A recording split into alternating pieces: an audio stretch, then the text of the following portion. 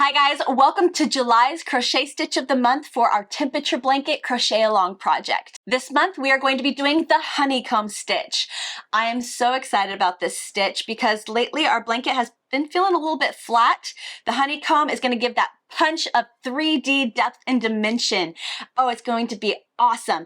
Plus it's a fairly simple stitch and I hope you love it. Go ahead and go on my website right now, crochetwithtiffany.com, click under the crochet along tab and print out your free calendar stitch card for July.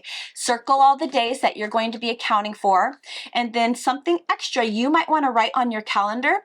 The honeycomb stitch has a 4-row repeat. You may want to write on your calendar what row you will be doing what day. So for example, row 1, row 2, row 3, row 4. Honestly, the stitch is pretty self-explanatory. It's pretty obvious what row that you're going to need to do just by looking at it. But if you would like that extra added reminder, use your calendar card and just write all over it. Are you ready to begin?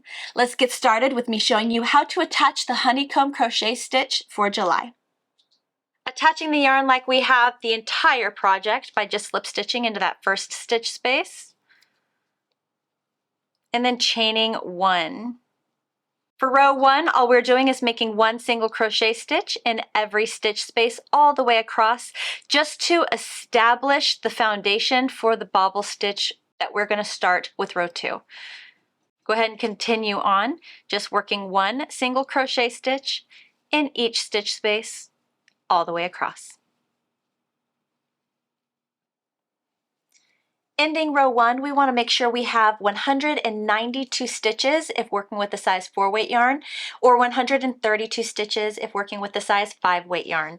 If you need to add 1 extra stitch, you can make 2 single crochet stitches in this last stitch space to acquire the stitch count that we need. We really need that 192 or 132 in order to make that honeycomb stitch work. Moving on to row 2, we will chain 1 and turn our work. Now row 2 is our first row for that bobble stitch or double crochet 5 tog. We will begin row 2 by making 1 single crochet stitch in the first 2 stitch spaces. So 1, 2, and then honeycomb. To make this double crochet 5 tog or bobble, we will yarn over, insert our crochet hook into the stitch space, yarn over and pull through. Yarn over and pull through only 2 loops on our hook, leaving 2 loops.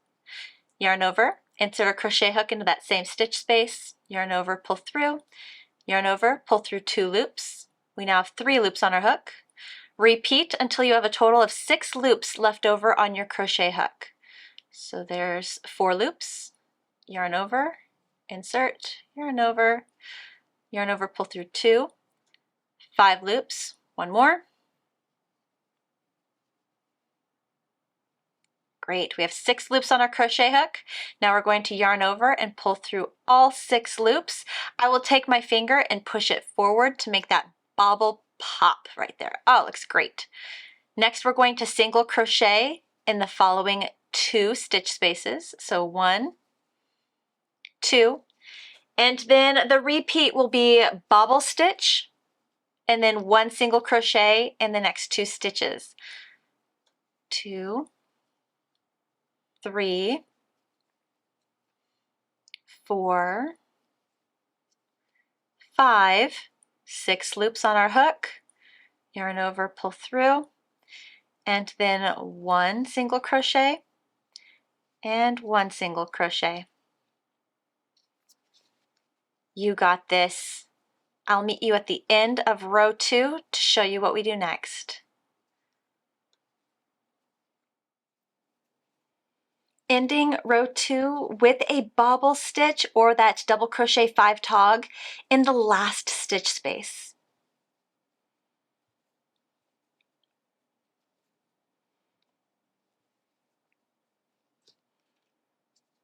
Yarn over, pull through, and then what we're going to do is chain 1, and that chain 1 is actually our turning chain to get us to row 3.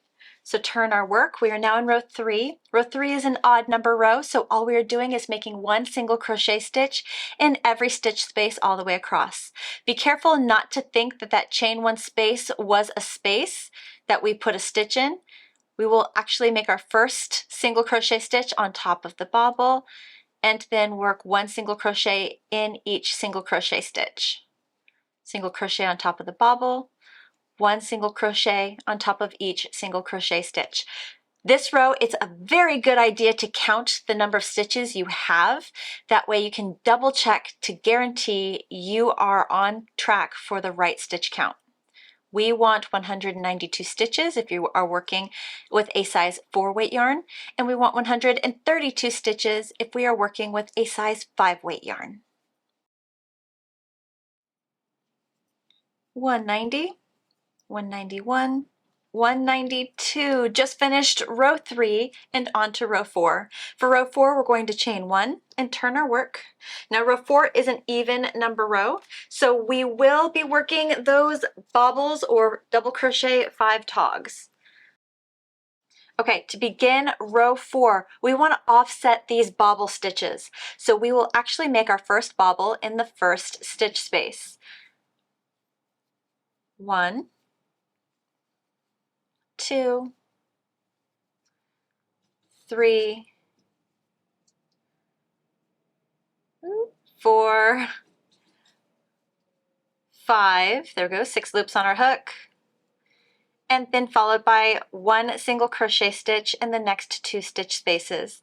And that is our repeat pattern all the way across for row 4. 5, closing out that bobble, and ending row 4 with 1 single crochet stitch in the last 2 stitch spaces. Now this is going to be very important. You're going to want to make sure you count again because we will want to put a stitch on top of that last bobble. Naturally, it looks like you will want to do that. Unfortunately, if you did, that would take you off stitch count and you would be working your work in a flared out position and the sides will not be straight. So just be aware of that. Moving on to row 5, we will just chain 1, turn our work.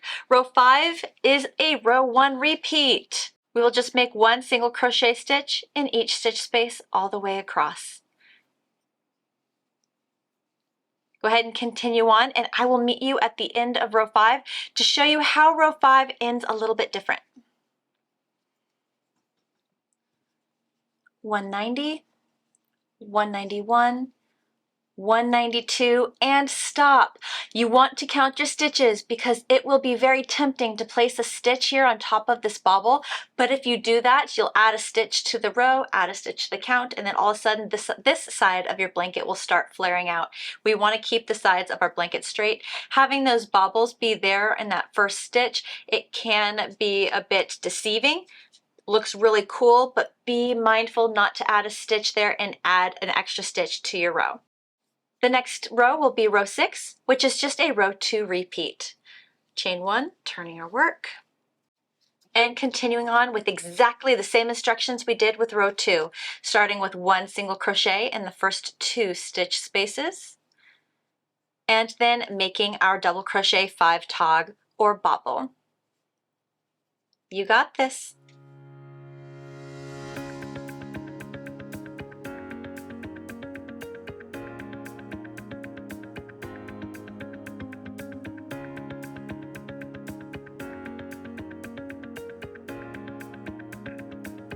Well, that's it. That is the honeycomb crochet stitch that we are going to be doing through the month of July. I hope you love it and have so much fun. If you do run into any questions at all, feel free to ask me in the comment section below, or better yet, check out my Crochet Club membership on my website, crochetwithtiffany.com, where there is an entire chat room forum dedicated to the temperature blanket, where you can post pictures, ask questions, join the weekly Zoom crochet along chats that we do together and hangouts. It's so awesome, and I love the community. If you're looking for community, you're gonna want to check this out. I have a 10-day free trial so you can snoop around and see if it's a great fit for you. Thank you so much for watching, guys, and I will see you in 1 month with the next crochet stitch for our project.